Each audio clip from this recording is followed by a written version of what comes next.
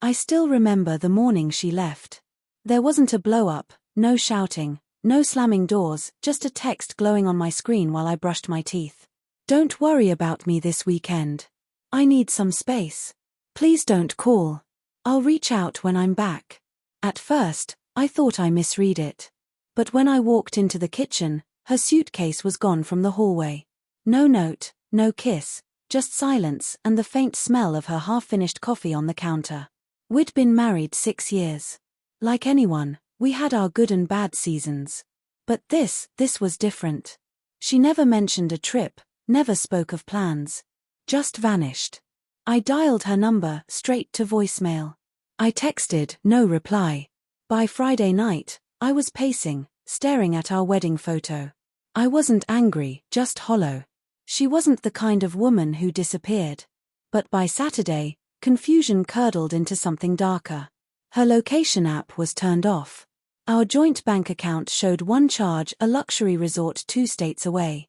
A place she once dismissed as too romantic with me because it reminded her of her old boyfriend. That's when the floor beneath me shifted.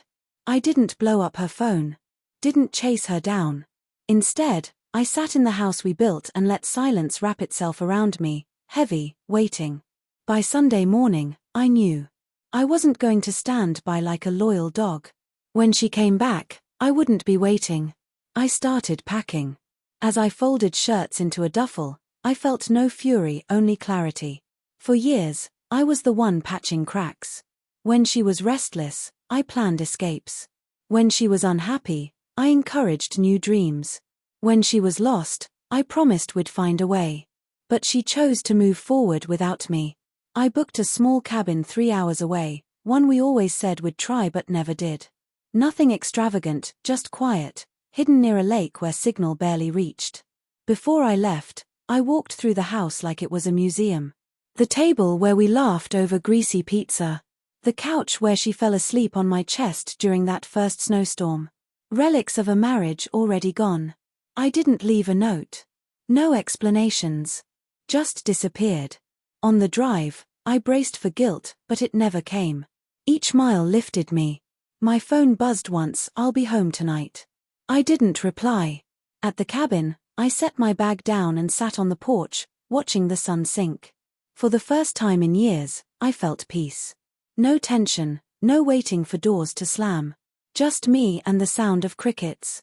That night, I slept deeper than I had in months. By morning, my phone overflowed with missed calls and frantic texts. "Where are you? Why aren't you here? This isn't funny." I smiled. She wanted space. Now she had it.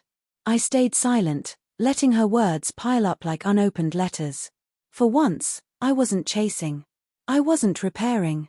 I wasn't the husband who waited forever. 3 days later, I drove back, not from guilt, but for closure. I wanted to hear her story. The house felt different now. Her overnight bag sat by the door, sandals carelessly dropped. She was on the couch, eyes swollen, clutching her phone. "Where have you been?" she demanded, fear and fury mixed. I didn't answer right away. I set down my keys, slipped off my jacket, let the silence stretch. "You just left," she whispered, almost to herself. "Yes," I said.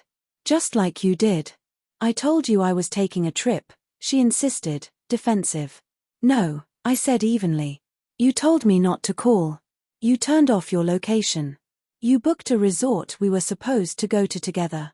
That's not a trip, Emily. That's an escape. And not one you take with your husband." Her lips trembled. No excuse could fix it. "I just needed space," she whispered. "And now you have it," I replied.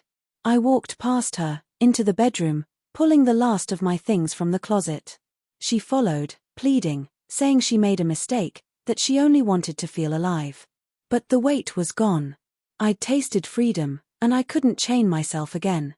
"I'm not leaving out of anger," I told her, zipping my bag shut. "I'm leaving because I deserve more than being the man you run away from. If you needed to find yourself, fine. So did I." Her sobs echoed behind me as I walked down the hall. This time, no waiting, no pacing, no hoping. When I closed the door, it was final and strangely, beautifully freeing.